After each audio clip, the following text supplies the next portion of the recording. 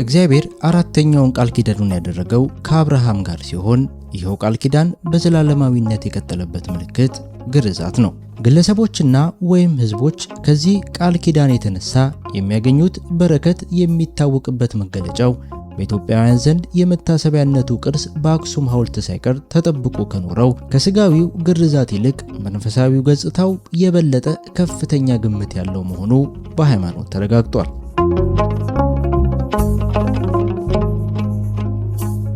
የተወደዳችሁ የመርሃ ግብራችን ተከታታይ ቤተሰቦች ስለ አራተኛው ቃል ኪዳን ታላቅ ሚስጥርና ኢትዮጵያውያን እውነተኞቹ የአብርሃም ልጆች ስለመሆናቸው ድንቅ ማስረጃ የሆነ ሐሳብ ወደ እናንተ እናደርሳችኋለን።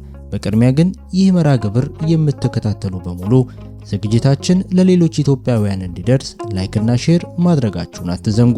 ቻናላችንንም ያልተቀላቀላችሁ ሰብስክራይብ በማድረግ ቤተሰብ ይሁኑ። አብራችሁን ቆዩ።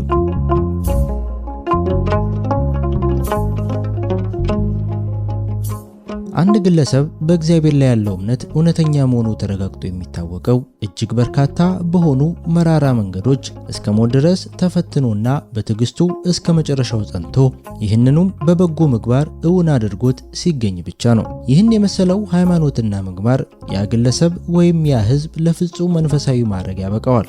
ለዚህም አብርሃም ብቸኛ ምሳሌ ሆኖ ሲወሳና ሲጠቀስ ይኖራል። በማናቸውም አይነት የስምምነቱ ውል ውስጥ ተካፋይ የሆነው የእያንዳንዱ ተዋዋይ ወገን አባል በስምምነቱ ውል ውስጥ ለተመለከቱት አንቀጾች ተገዢ እንደመሆኑ መጠን አንቀጾቹ የሚጠይቁትን ግዴታዎች ሁሉ እንዲፈጽም ይጠበቅበታል።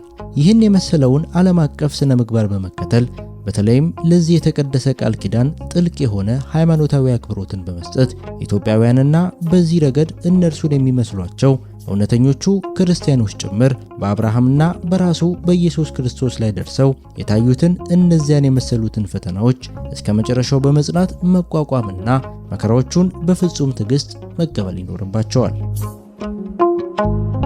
በቀደሙት ዘመናት አልፎ አልፎ ሲደርስ እንደኖረው ሁሉ በአሁኑ ጊዜም ይህ ሁኔታ በቅዱሱ ኪዳን የኢትዮጵያ ሕዝብ ላይ በግለሰብ ሕይወት ሆነ በአገር ሕልውና ደረጃ እነሆ ሰፍኖ ሲካሄድ ይታያል። ይህ ሕዝብ ለአብርሃም ለተሰጠው ለዚህ ቃል ኪዳንና ለቀሩትም የቅዱሱ ኪዳን ቃል ኪዳናት ያለው ታማኝነት እስከ ምን ድረስ እንደሆነ ወይም በእነርሱ ላይ የሚፈጸመው ክህደት ይኖር እንደሆነ ደግሞም ፈተናውንና መከራውን በትዕግስት በመቋቋም እስከ መጨረሻው ይጸኑ ወይም ይወርቁ እንደሆነ እነሆ ገና እየተመዘኑ ናቸው። ክርስቲያኑ ዓለም ተብሎ የሚጠራውና የአብርሃም ልጆች ነን በቅዱሱ መጽሐፍት የታወቀውን እግዚአብሔርን እናመልካለን ብለው የሚታመኑትን ሁሉ ይሄው ጽዋ እየጠበቃቸው ነው።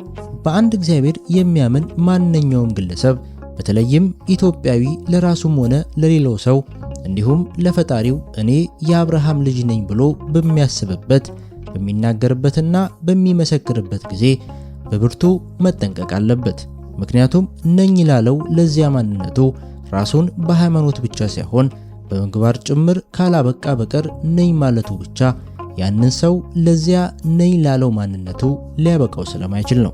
ይህ እውነታ የማይታበል ትክክል መሆኑን በምሳሌነት የሚጠቅሱት ቀደም ብሎ በመጥምቁ ዮሐንስ በመጨረሻ በጌታችን ኢየሱስ ክርስቶስ ተከታትሎም በሐዋርያው ያዕቆብ የተነገሩት ቃላት ያረጋግጣሉ።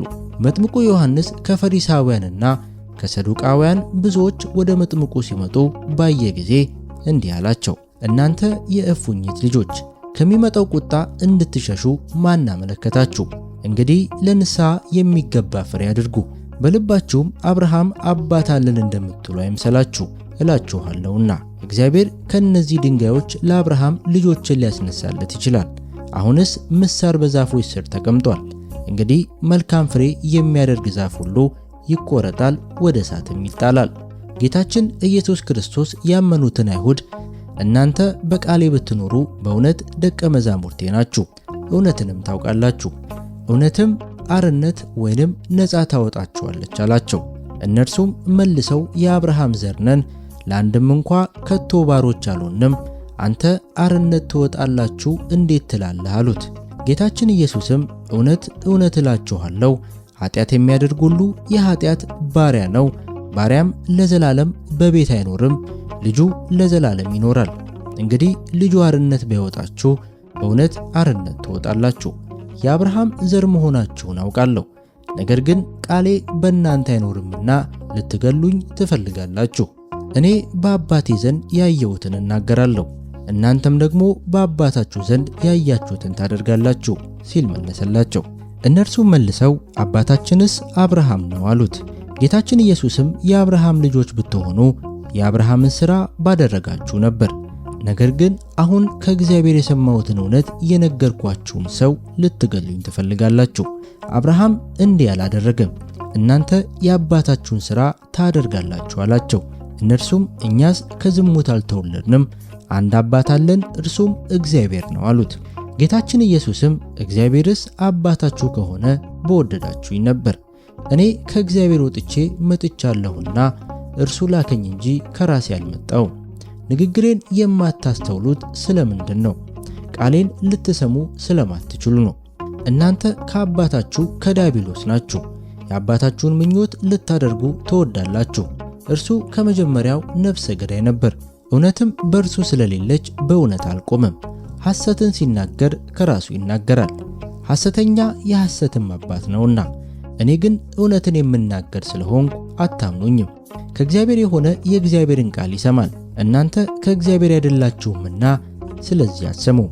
እውነት እውነት እላችኋለሁ፣ ቃሌን የሚጠብቅ ቢኖር ለዘላለም ሞትን አያይም አላቸው። አይሁድም አብርሃም እንኳን ሞተ፣ ነቢያትም ሞቱ፣ አንተም ቃሌን የሚጠብቅ ቢኖር ለዘላለም ሞትን አይቀምስም ትላለህ። በውኑ አንተ ከሞተው ከአባታችን ከአብርሃም ትበልጣለህን?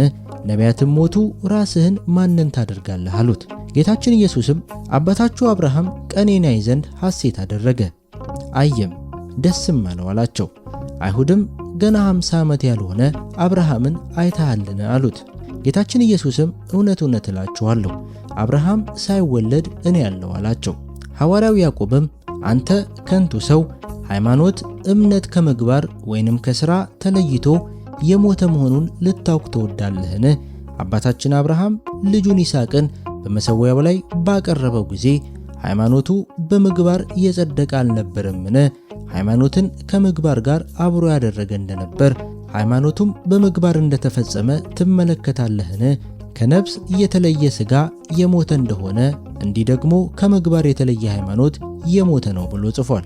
የአብርሃም ሃይማኖትና ምግባር በእግዚአብሔር ቃል እንዲህ አንድ ሆነና ሰምረው በግልጽ መታየት አለባቸው። ስለ ኪዳነ አብርሃም የታተተው ይህ አቀራረብና አገላለጽ ለሌሎች ቃል ኪዳናት ሁሉ ሊጸና የሚገባው ነው። ኢትዮጵያውያን የቃል ኪዳኑን ሥጋዊ የግርዛት ምልክት ወንዶቹም ሴቶቹም በሰውነታቸው አካል ላይ በማሳየት ብቻ ሳይሆን መንፈሳዊ ገጽታውንም በሃይማኖታዊ ሁለንተናው ጠብቀው በመፈጸም የሚኖሩ በመሆናቸው እውነተኞቹ የአብርሃም ልጆች እነርሱ መሆናቸውን አረጋግጠዋል። በቃል ኪዳኑ ላይ ያላቸው እምነት የቱን ያህል የጠነከረ መሆኑን ለማመልከት የሴቶቹም የእኩልነት መብት ከአዳምና ሔዋን ጀምሮ የተከበረ ሆኖ የኖረ መሆኑን ለማሳየት የቃል ኪዳኑን በረከት ወንዶቹ ብቻ ሳይሆኑ ሴቶቹም ጭምር መካፈል አለባቸው የሚል የፍትሕ አስተሳሰብ ግርዛቱ በወንዶቹ ብቻ ሳይሆን በሴቶቹም አካል ላይ እንዲፈጸም ሲያደርጉ ኖረዋል። እዚህ ላይ ይህንኑ ግርዛቱን በሚመለከት ሊጠቀስና ሊታወቅ የሚገባው አንድ ቁም ነገር አለ። ይኸውም የግርዛቱ ምልክት በሴቶቹም አካል ላይ ይፈጸማል ሲባል አገራረዙ አረማውያንና አሕዛብ ወይም አንዳንድ ከክርስትና ውጪ የሆኑ ሃይማኖቶች በሴቶቻቸው ላይ በሚያደርጉት አሰቃቂ መልክ ይፈጸማል ማለት አለመሆኑን ነው። ግርዛት በመንፈሳዊ ገጽታው በኩል በቃል ኪዳን ምልክትነቱ ለነፍስ ሕልውና ጤናማ ሕይወትን የሚያጎናጽፍ ሲሆን በስጋዊ ገጽታው በኩል ደግሞ ለአካል ንጽህና ጤናማ አስተዋጽኦን እንደሚያበረክት ተረጋግጧል። ከዚህ በቀር ኢትዮጵያውያን የአብርሃም ሚስት በነበረችው በኬጡራ ምክንያት በቀጥታ በስጋና ደም ጭምር ከአብርሃም ጋር የተዛመዱ መሆናቸው ይታወቃል። ይኸውም ኬጡራ የሳባና የሌሎቹ ይልቁንም የምድያማውያን እናት ስትሆን የምድያሙ ካህን የተባለውና የልጅ ልጆቹ ተወላጅ የሆነው ዮቶር የወለዳት ሲጳራ የተባለች ልጁ የሙሴ ኢትዮጵያዊት ሚስቱ ተብላ በቅዱሳን መጻሕፍት ውስጥ በመጠቀሷ ኢትዮጵያዊነቷ እውን ሆኖ በመረጋገጡ ነው።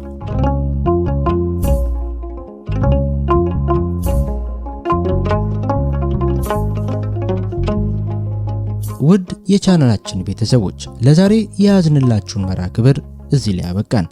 ይህ መርሃ ግብር ለሌሎች እንዲደርስ ላይክ እና ሼር ማድረጋችሁን አትርሱ። ቻናላችንንም ያልተቀላቀላችሁ ሰብስክራይብ በማድረግ ይቀላቀሉን። ቸር ጊዜ፣ ሰላም ያገናኘን።